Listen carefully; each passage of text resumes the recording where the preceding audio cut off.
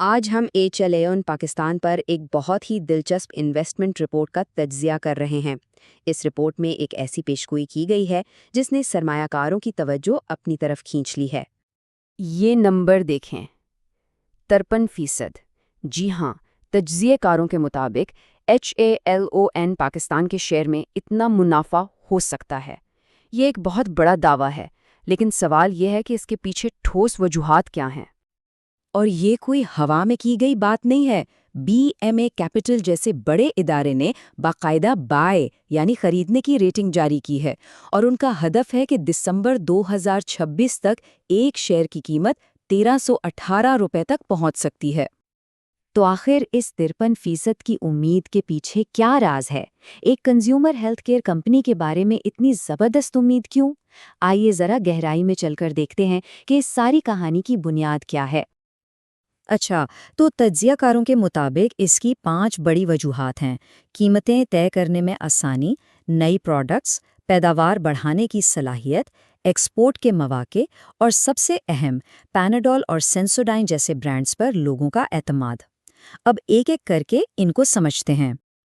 سب سے پہلی اور شاید سب سے اہم وجہ جس کا اثر فوری طور پر نظر آیا وہ ہے قیمتوں سے متعلق ایک بڑی پالیسی تبدیلی۔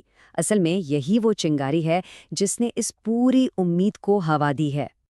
فروری 2024 سے پہلے کا دور اور اس کے بعد کا دور، ان میں زمین آسمان کا فرق ہے۔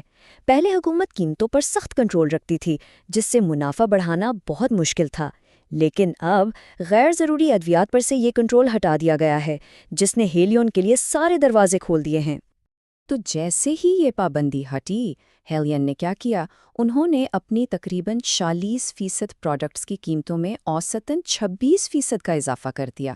یہ ایک بہت بڑا قدم تھا، اور اس کا نتیجہ سیدھا ڈبل۔ آپ خود دیکھیں، کمپنی کا گراس مارجن جو 2023 میں 20% تھا، وہ 2025 کی پہلی 6 ماہی میں بڑھ کر 40% تک پہنچ گیا۔ یہ منافع میں ایک زبردست اور حقیقی اضافہ ہے۔ لیکن کہانی صرف قیمتیں بڑھانے پر ختم نہیں ہوتی۔ حکمت عملی کا دوسرا بڑا حصہ ہے نئی پروڈکٹس لانچ کرنا اور نئی مارکیٹوں میں داخل ہونا، تاکہ آمدنی کے نئے راستے کھلیں۔ پیناڈول، جو پہلے ہی ایک بہت بڑا نام ہے، اب اس کو مزید پھیلایا جا رہا ہے۔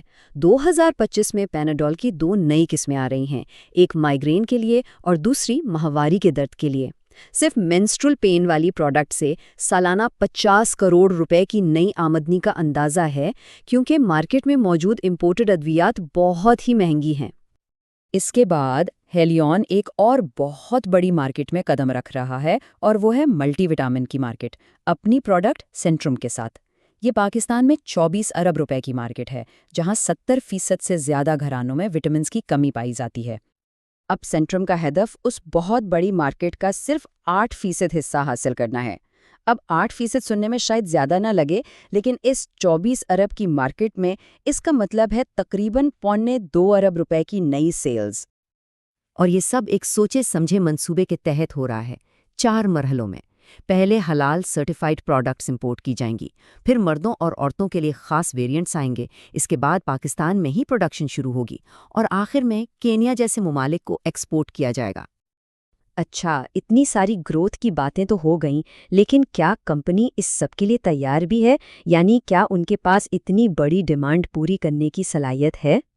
آج کی تاریخ میں جامشورو میں ان کی فیکٹری سال میں 6 ارب پیناڈول کی گولیاں بنا سکتی ہے، لیکن $12 ملین کی نئی سرمایہ کاری کے بعد یہ صلاحیت بڑھ کر 8 ارب گولیاں سالانہ ہو جائے گی۔